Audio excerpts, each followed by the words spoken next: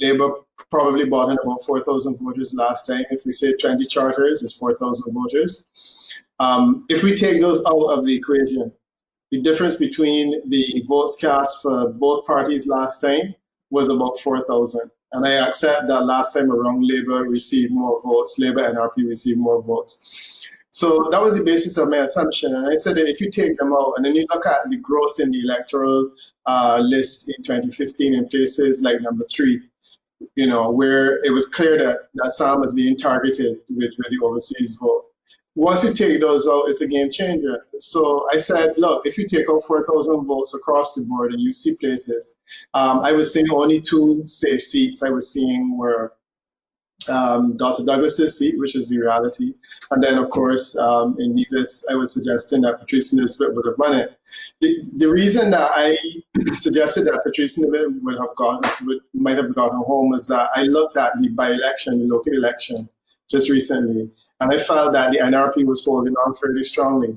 So my sense was that he would have been able to pull through even in the face of what I saw was a clear swing.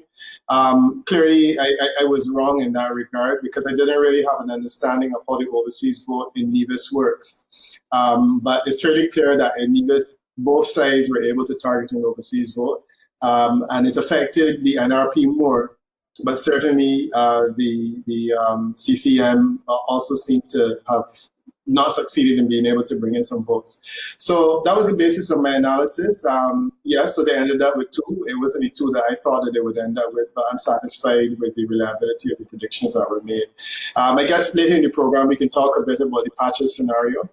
My feeling is that Patches won that seat, and I think that the recount will hopefully vindicate him. I just read an interesting article that you sent by Val Henry, and Val is saying that if we go back to the first election in which Dr. Simmons won, you're seeing a similar situation occurring where the vote is high, the spoiled vote is high, and the court overturned that matter. So everything about what happened in Patches' seat tells me that he probably won because his swing was no different to other people's. He clearly had gained some momentum, and my sense was that he's been hard done by a result in that way. And ultimately, if the court does determine that this is the case, Labour ends up with 1 seat, which is Dr. Douglas's, which is the ironclad seat. And even though he himself lost supporting the double digits in terms of his swing, he was able to retain the seat and will probably continue to do so for the time being. Now, let's talk a bit about, since you brought up the issue with Ian Patches' library, we'll talk about that. He certainly came in with, that was a seat which you indicated prior to the elections would be a very tough seat or interesting seat, a battleground seat. We had the newcomer, Dr. Jeffrey Hanley, coming up against Ian Liburd. That matter, as you indicated, is going to be in court and be looked at. But if we could ventilate the issue more, it seems as if the crux of the matter comes down to the rejected ballots. Now, if you could just explain to our listeners, because I think sometimes people get mixed up between what a rejected ballot is and what a spoiled ballot is. So if you could explain that, and then you could explain how does this factor in what could be a possible change in results or a court action nonetheless. Yeah. I mean, and again, I need to defer to Val because he's certainly the local guru, and he explained it very well. That a spoiled ballot is one where you attempt to vote and you change your mind or you make a mistake. The first time I voted, I actually spoiled the ballot because I ended up voting for the wrong person. So I handed it back to the returning officer and said, look, I've spoiled this.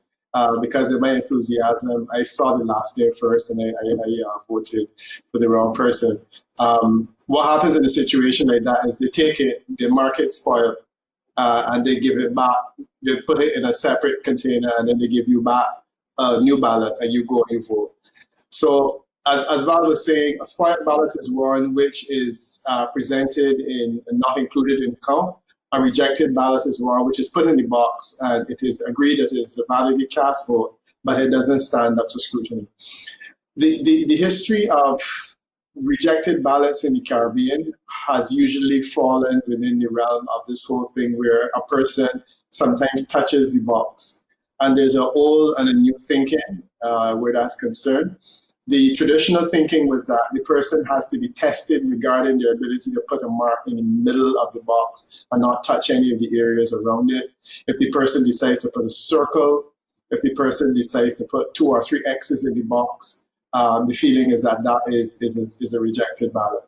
The conventional thinking, which has been taken both by the courts in clearly in St. Kitts and also courts the rest of the Caribbean and also in the United Kingdom, is that once the person indicates who they want to vote for, if the person writes in the box, I love you, next to the candidate, if the person puts an X that goes way outside of the box, if the person puts a circle, or indeed if the person colors the box in, it is a validly cast vote because the person clearly intended who they wanted to vote for.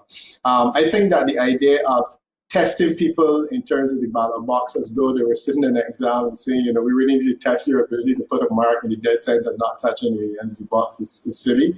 I think that we've gone past that. We want people to say who they want to vote for. And I think ultimately, you know, it's like bad spelling. It's irrelevant once you understand what I mean. And that's really the case here, because this is not a spelling bee. This is a situation where we're trying to establish who should vote. So I agree with the ballot's analysis entirely.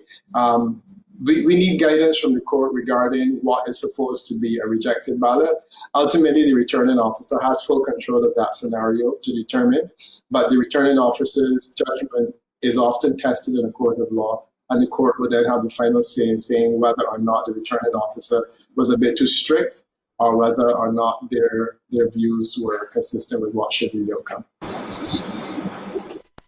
Now, in terms of, let's take a look now. I mean, you pointed out earlier, for example, with the Nevis scenario where Patrice Nisbet did not get a chance to vote, or rather the overseas vote you're surmising did not work in his favor because, of course, they weren't allowed in the country because the borders were closed, and eventually they end up losing that seat. But when you look at the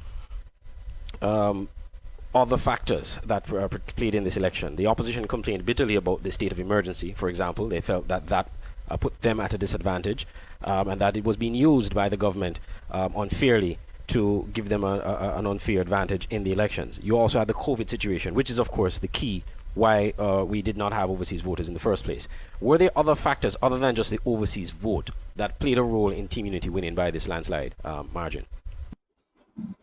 Yeah, I agree to some extent that they were at a disadvantage. Strategically, I think the government used the COVID, to its best advantage. The Labour Party had two strengths going in. One was that the Labour Party had the capacity to bring in large numbers of overseas votes. That was essentially scuttled by the COVID. The other advantage is that the Labour Party over the years has shown the capacity to mount a bigger campaign than Team Unity. So bigger motorcades because they have more resources and probably more red cars in St. Kitts and Nevis. Some time ago, I had heard that every fifth car in St. Kitts and Nevis is red for some reason, and that makes the possibility of a motorcade for a red group always bigger. That's the case in Antigua, but that's an aside.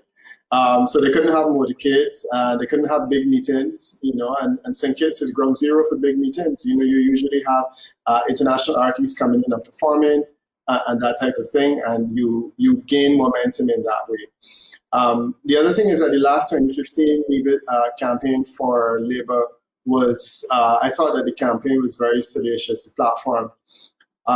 Salacious platforms work better in situations where you have a large crowd cheering people on, so you can insult your opponent and you can use the kind of narrative that was consistent with the 2015 campaign. That type of thing doesn't work on a virtual campaign because it's hard to attack someone viciously and to call them names and whatnot. And I think the kind of thing I'm talking about.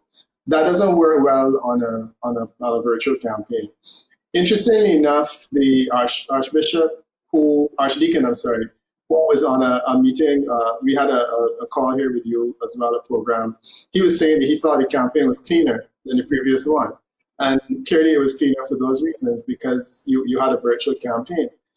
So all in all, I think the Labour's advantage was scuttled by COVID because of the absence of those big meetings, the absence of the motorcades, the absence of the grand campaign style that Labour is accustomed to.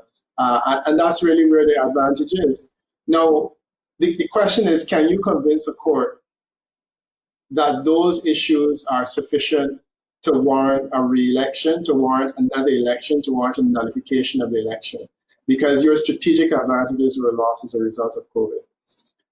I think that your strongest case there is in relation to the overseas voters, because these are validly registered, legitimate voters for the country of St. Kitts and Nevis. And I think Labour is probably more likely to convince the court that it was unfair to deny these people entry into their own country on the basis of a state of emergency. The general rule is that a person has to be able to access their own country at all times. That's one of the principles of international law, because otherwise the person is stateless. So if these people are citizens and they can't get into St. Kitts, then clearly there's some kind of a breach of convention that has been done there. Having said that, however, Trinidad and Tobago did the same thing. They denied their entry to their nationals, and there was no election going on. And they basically did it in the interest of national security and safety. So they said to the citizens, shelter in place. We will give you whatever assistance we can over there. Most of these people who would have been denied entry have like dual citizenship anyhow. So, the question of them being able to come home and vote, or because there's nowhere else to go, is something that doesn't really stand up to scrutiny. So if I were to answer it summarily, I would say that Labour's strongest case relates to the denial of the overseas voters the right to come home and vote. But as far as other issues were concerned, like their inability to campaign and so on because of the state of emergency, to me it doesn't wash, because you have to demonstrate what did the state of emergency stop you from doing. It stopped you from having motorcades. It stopped you from having large gatherings and large political meetings. But ultimately, it did not stop you from speaking to your voters. And you needed to use social media more effectively. And instead of using social media to attack the girth of the current prime minister, you use social media to speak to people and tell them what you would do. Frankly, when I listen to a lot of the Labour's social media campaign or watch it, what I saw was there was no clear statement regarding what do you plan to do for St. Kitts and Nevis when you return to office, right? This talk about revitalizing the overseas citizenship thing is something that doesn't make a lot of sense in the context of this post-COVID environment. Kittitians are not foolish. They're intelligent people who realize, look, the game has changed.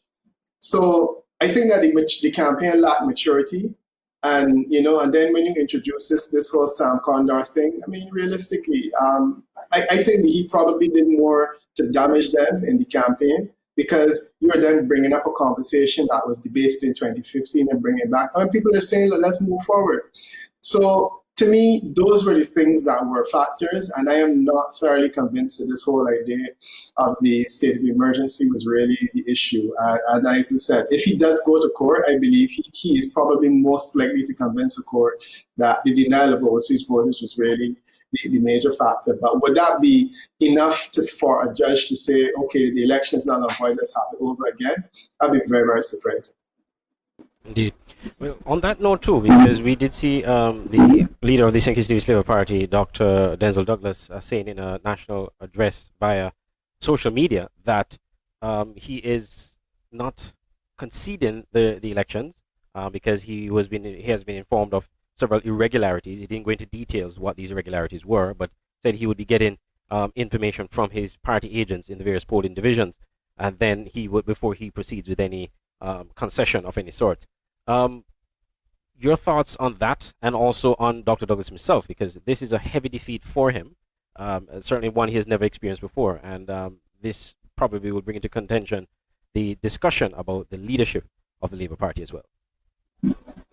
Yeah, let me deal with the whole question first of his leadership, and let me say that Dr. Douglas is one of the leaders in the Caribbean that I have been impressed by. He took the country from Palm, and he basically led the country for 20 years with some distinction. Remember his first election, in which he's done a similar thing to what Timothy Harris has done now, in which he had a landslide in his favor. So the 2000 election was one in which he won all 8 seats. And of course, we had the phrase, all 8 is great, and the rest is history. So Dr. Douglas has done well politically. I think developmentally, he's also done well. St. Kitts and Nevis had a housing revolution. They had an education revolution. They had a health revolution. all of these things were achieved under him. So he did well. The challenge came, however, where it was clear that the Labour Party was losing support. And I mean, you could see it in elections, they were losing support. And over those years, they seemed to turn more to the overseas vote to make up any shortfall that came in terms of the losing support locally. The people of St. Kitts clearly felt that after 20 years, they needed an alternative leader.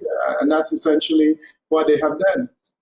What we have now is a situation where instead of Dr. Douglas accepting that his ship has sailed and that he can perhaps do better to rely on the years that he had done so well to build his legacy. He is polluting his legacy now with the type of noise that we associate with so many other leaders in the Caribbean. The challenge is that we've heard it all before. When I think Barbados, it was the same thing. You know, instead of celebrating the fact that you have had a good run and moving on, what you're doing is you're trying to return, and in the process, you're destroying people who have helped build you. So in Arthur's case, it was Mia Molly that he tried to destroy. She didn't leave, she stayed with the party. Timothy Harris decided to go in the other direction. And I think that the Timothy Harris defeat has been more humiliating for him, because ultimately he's been beaten by a person that he essentially helped to create over years, and not once, but twice. I think that for him is a hard pill to swallow. And to me, there is a mature route that would say, I want people to remember Denzel Douglas as the man who was able to become the longest serving prime minister continuously in the region. And I believe when he left office in 2015, he would have been the longest continuous serving leader in the Caribbean. Or alternatively, do I want to remember him as somebody who is really angry and who is an angry opposition leader for the last 10 years? And I think that sadly, this is what he's become. So I think he should move on. Frankly, I do not think he should take up his seat in Parliament. I believe that he should essentially use this as an opportunity to say to Labour, look, you know, you have an alternative. Let's give one of our brightest lights of this next generation that we're talking about building the opportunity to go into Parliament in my place. And let me begin to celebrate the fact that, you know, I do have a legacy that is worthy of some note. But what he's done instead is said that, you know, he has all of these allegations. Almost every leader that loses in the Caribbean says that they have fundamental grounds for opposition. They can make claims.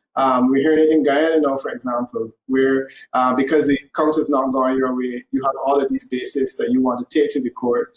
And it happens. I mean, it's happened in Antigua, it's happened in St. Kitts before. You know, you always take these things to the court. There's a lack of specificity regarding what he's talked about. And I felt that if he had something major, he would have been more specific and given details in that speech and saying, look, this is the basis on which we are concerned. And we do not believe that this should have happened, so we're going to the court to have it nullified. Last election, he was very clear. We lost because, you know, our 21st charter did not arrive, or was not allowed to land, was not allowed to people were not allowed to vote.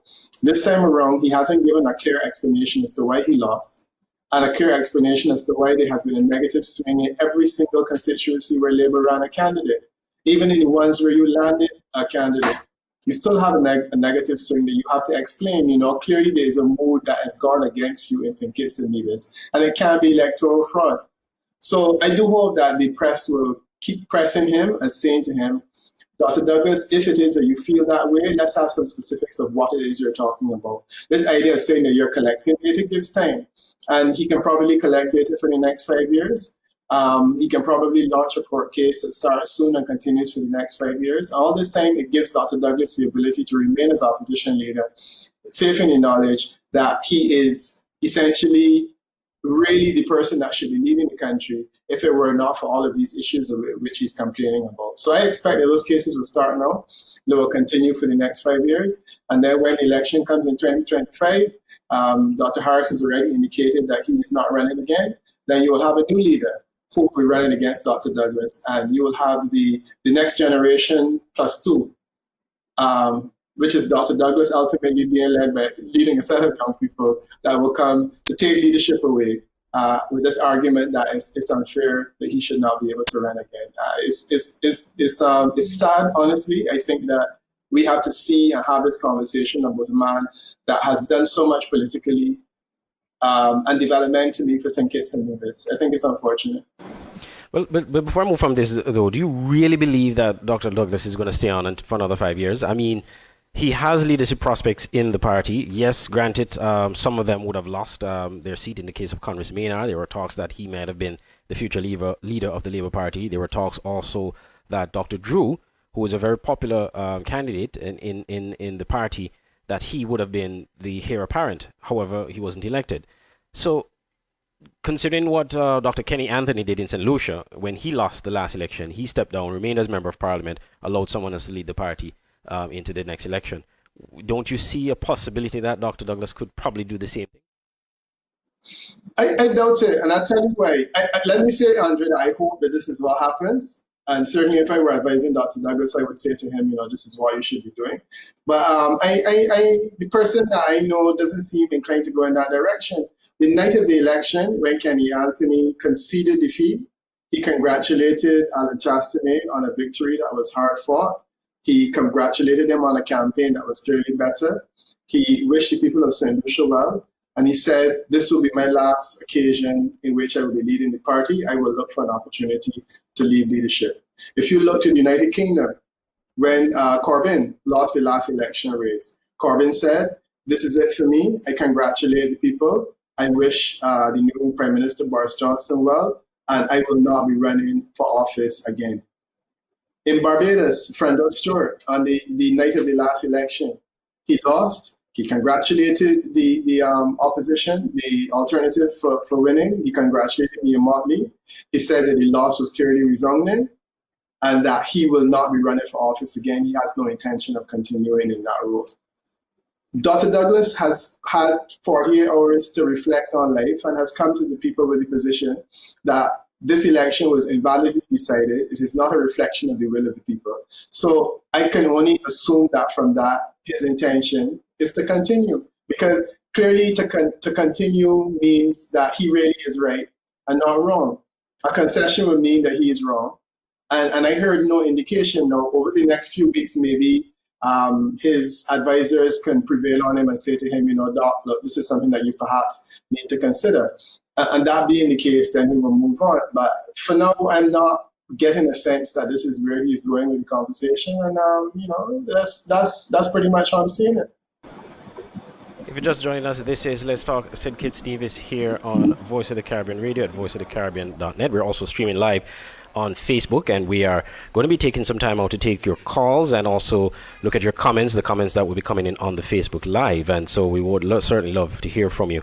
Before we go for a break, Peter, there is an issue you raised that I want to touch on, and that is the discussion on the persons who defected from Team Unity, all of whom were former members, or most of whom were former part of the Labour Party. We also had a very high-profile candidate of the, or rather supporter, I should say, of the Unity, People's Action Movement in particular, in Mr. Duncan Watley, who was also a government employee at the time when he came out, basically criticizing the government and announcing his support for Team Unity. So you had Team Unity had a lot of defectors, a lot of people who were with them at one point, who were against them, who came out at really hard against them in this election. You're saying you think that helped Team Unity to win by the landslide margin it did.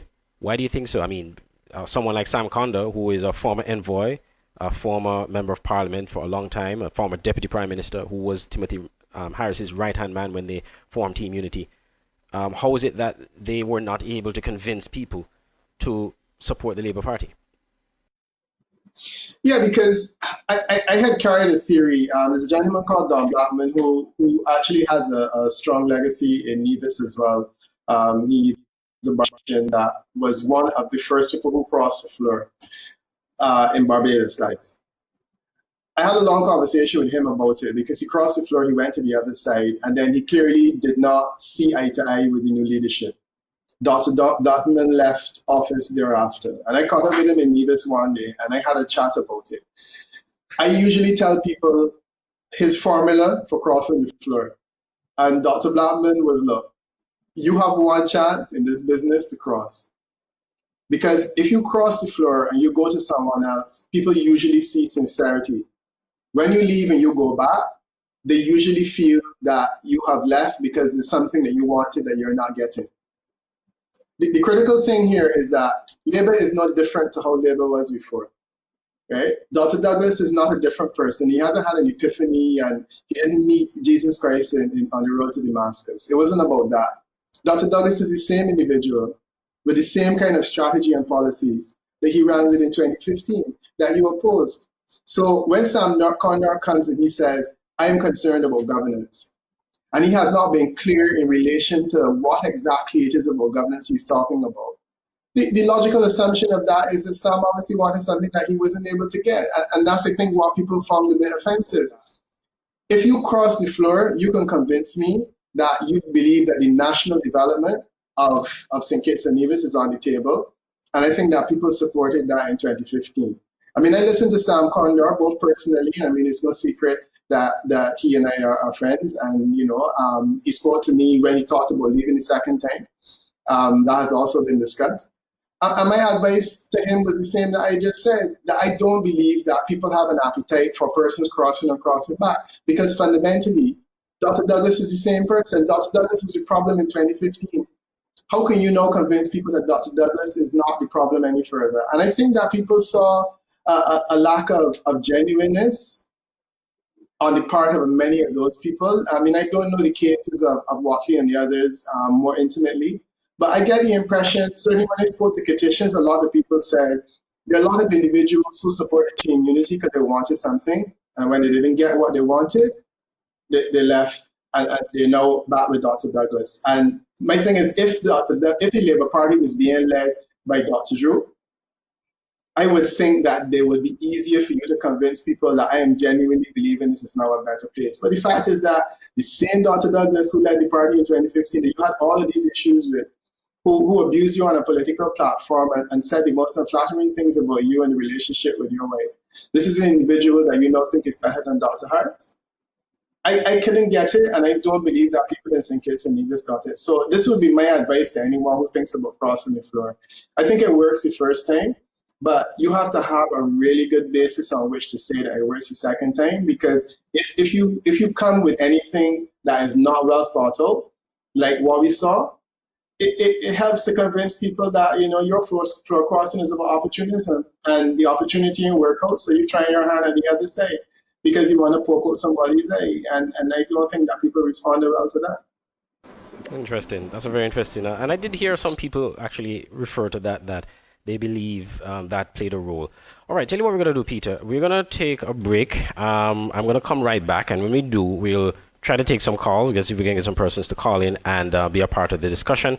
And then we will look at how we can also put a cap on the discussion in terms of looking at some other things, because again, we want to look at the future of both Team Unity as well as the opposition St. Kitts Nevis Labour Party, and see how best we can see what happens politically on the local scene. You're listening to Let's Talk St. Kitts Nevis here on Voice of the Caribbean Radio, and you're watching also, for those watching on Facebook Live, we want to welcome you. We'll take a quick break and come right back with more here on Let's Talk St. Kitts Nevis, Voice of the Caribbean Radio at voiceofthecaribbean.net. This is VOC Radio.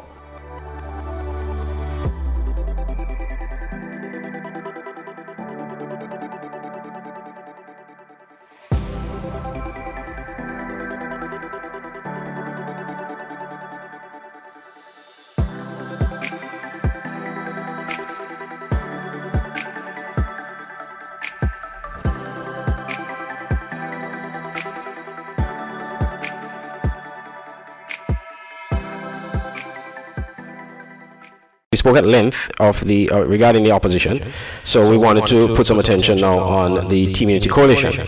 And essentially, we have said that they have outlasted a lot of perception that a lot of people thought, or some people thought, certainly the opposition thought they wouldn't have lasted 5 years, and they did.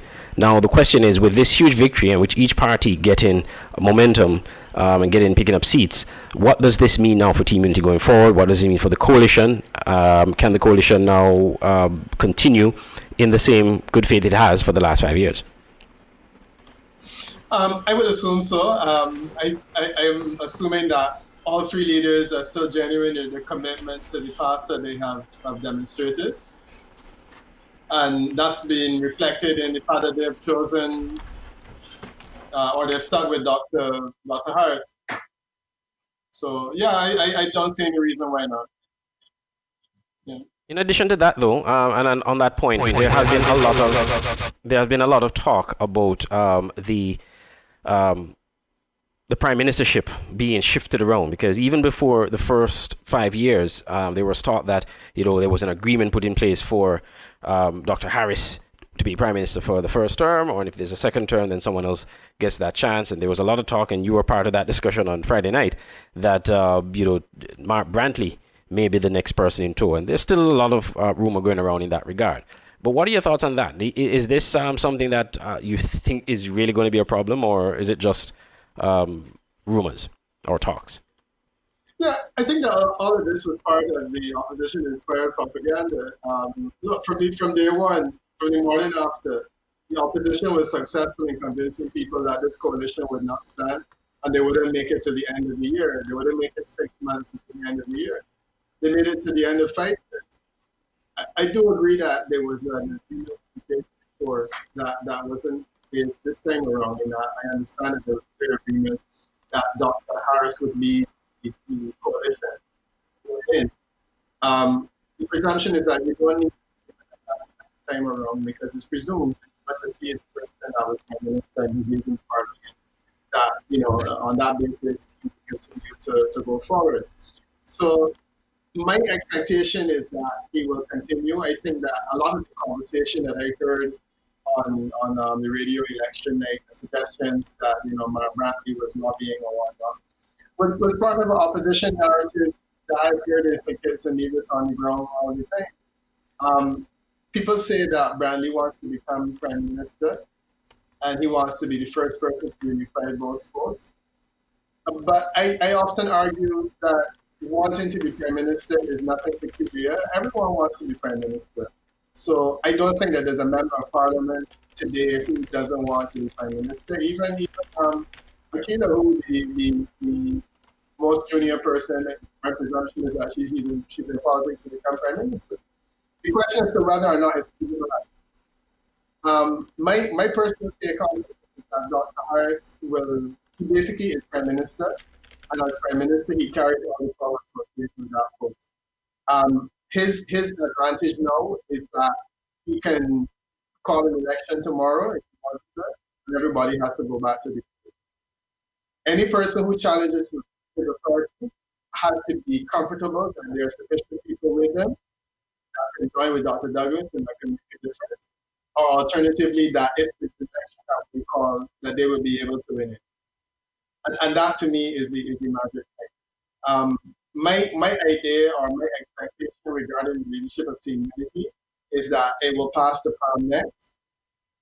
My presumption is that was Palm's intention all along, that they hold off for the first time, and they wait until an opportunity presents itself for them to basically take over leadership. So my feeling is that Palm will inherit the leadership the next time around, and my feeling is that Dr. Harris will step down from leadership when his full 5-year term is finished. And then I believe that Palm will be the next part of the coalition that will look forward.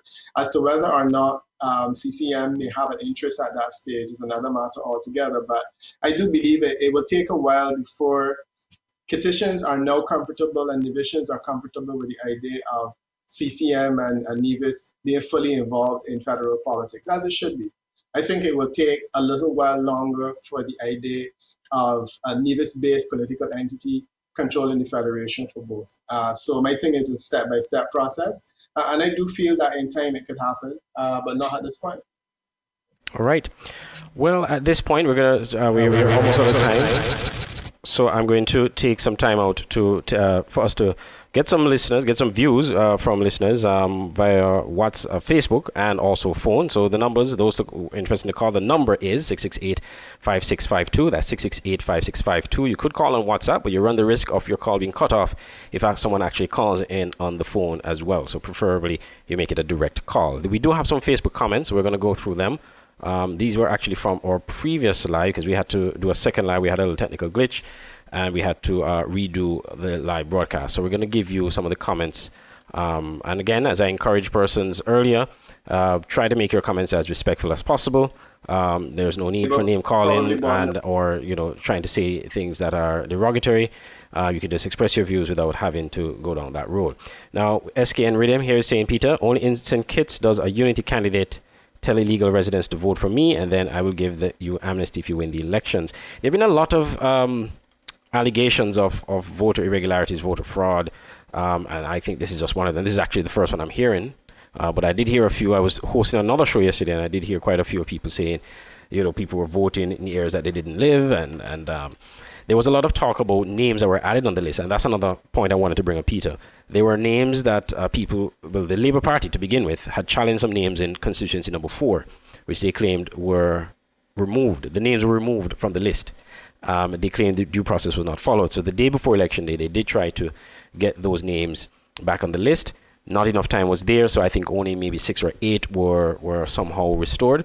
Their argument was that they got the voters list late, the final list late, and so they were not able to challenge the decision by the Electoral Office to have those names removed.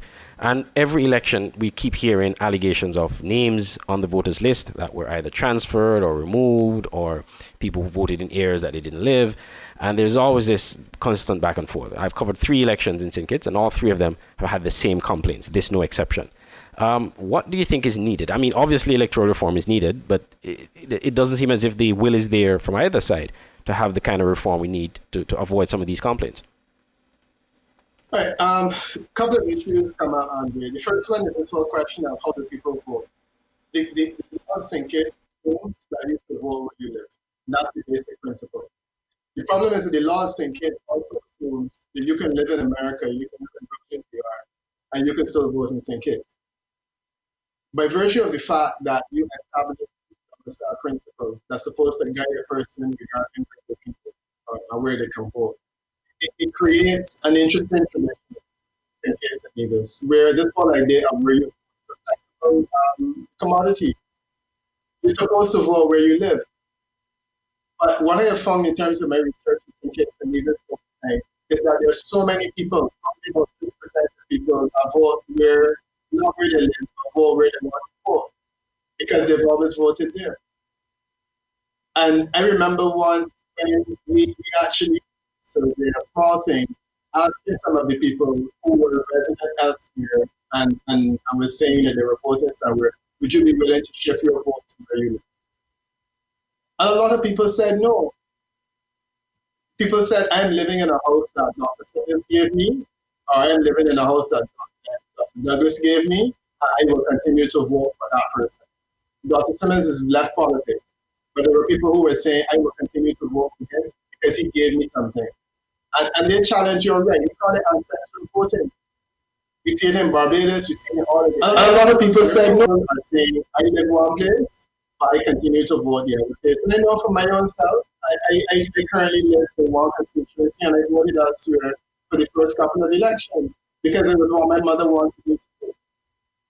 St. Kitts has to come to a position where you decide whether you are going to vote ancestrally or whether you're going to vote where you live. If you vote where you live, then they have to go strict adherence to it. And I think the problem with the people that were taken off in this court was that they didn't live in that area.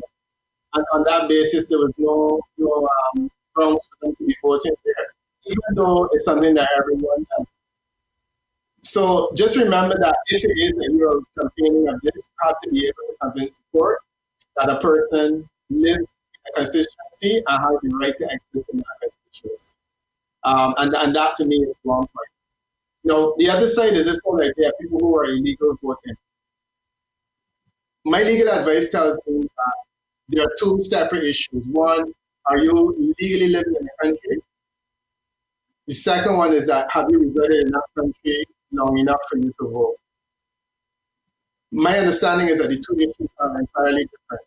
So you can have a situation where in Barbados, a person lives here illegally, but lives here long enough to have the right to vote. And that person can validly go and cast a ballot and can technically speaking be deported in the next state. Because the bar for participation in the election is essentially, I think it's 3 months of continuous residence or 6 months of continuous residence. Even if you're a Commonwealth national, so for example, if IEP the way it changes in kids, I lived there for a year, and the election came around, I could vote. If a petition goes to England and they live there for 6 months, and the election comes around, they can vote, but they're not a resident. So this whole idea of trying to link the two between citizenship and living illegally and voting is a nonsense, because we're talking about the right to vote based on the fact that you have resided in the country for a long time. Your St. Kitts can change that. If you want to do electoral reform, you can say it. Voting is about citizens and residents, full stop. That's the case in France. You earn the right to vote when you become a citizen of the country, and that's perfectly fine. St. Kitts can do that. But as long as you have the bar set as low as you have, it says anybody from the Commonwealth who comes and lives there, or indeed anybody who lives there for 6 months has the right to vote. Whether that person is illegal or not is entirely irrelevant. And I've seen it in Antigua as well, where it has come up, where you have a set of Dominicans who were probably not legal at the time, and they participated in the election, and now a lot of them are legal. I personally don't have a problem with it, because to me, if you are living in a country and you're committed to that country, you should be able to vote. And I took that position regarding illegal persons that were living in Barbados who want to participate in the election as well, that if you're living here, you should have the right to vote. Mm-hmm. Yes, indeed. And I know that's a constant discussion that comes up from time to time. All right, Peter, we're almost out of time, but there is one comment that I want you to respond to, and it's from one of our viewers. Same Eskin Rhythm says that Wickham is a hired hand and not a real pollster, after Sam indicated that he came to him begging not to leave Unity. You were outed. And I think you probably are aware of this comment that was made before, that you're a hired hand and that you tried to convince Sam not to leave Unity because it would hurt their chances. What are your thoughts on that? Your response to that?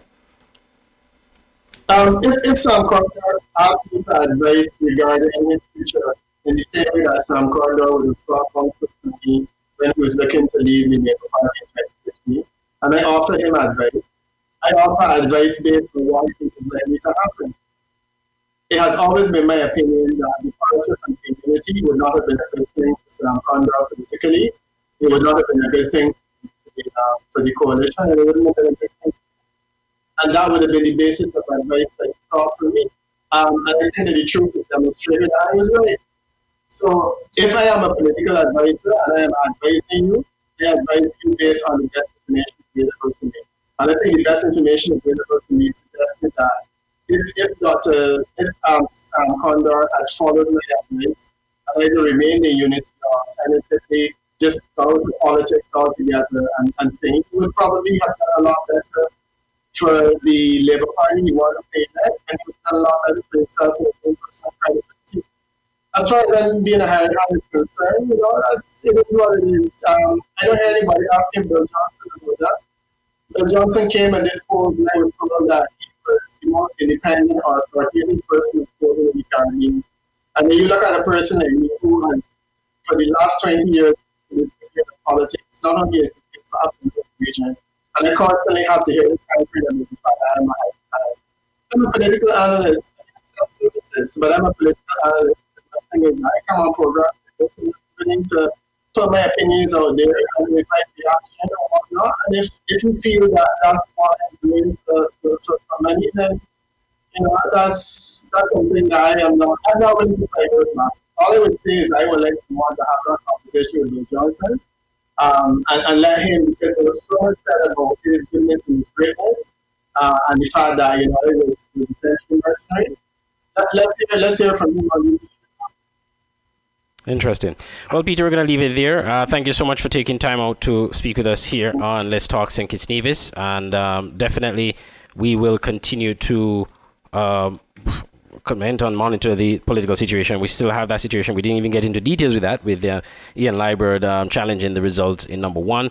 But certainly we will be continuing to talk about the current political developments in St. Kitts Nevis. Thank you so much for being a part of our program today. My pleasure. Good chatting with you. All right. And on that note, viewers and listeners, that's how we end today's edition of Let's Talk St. Kitts Nevis. But tune in tomorrow, where there will be a rebroadcast of this program for the remainder of the week on 10 a.m. on Wednesday, Thursday, and Friday. Thank you for listening to Voice of the Caribbean Radio, and do stay tuned to the station reaching the Caribbean and beyond. I'm Andre Huey, your host. Have yourself a pleasant rest of your day.